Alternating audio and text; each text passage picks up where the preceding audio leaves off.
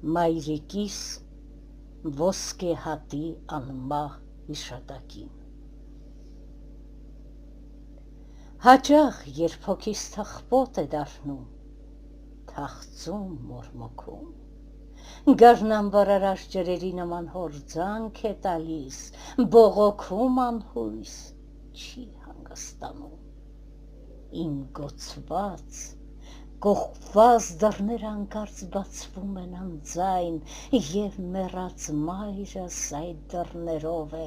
մտնում վախվորած։ Անշշուկ, դանդաղ մոտենում է ինձ, ափս է բռնում, սրտի ձյուններն էին վրա դնում, որ սառեցնի, որ հալեցնի կրակով վառված սիրտս վիրավոր։ Առաջվա նման, կարծես մշտապես ինձ հետ է եղել, չի բացակայել, բնավ էլ ինձ չի թողել հեռացել։ Նորից նարեկն է գլխիս տակ դնում, սնարիս կողքին, ողջ գիշերն անդուլ նստում է անձայն,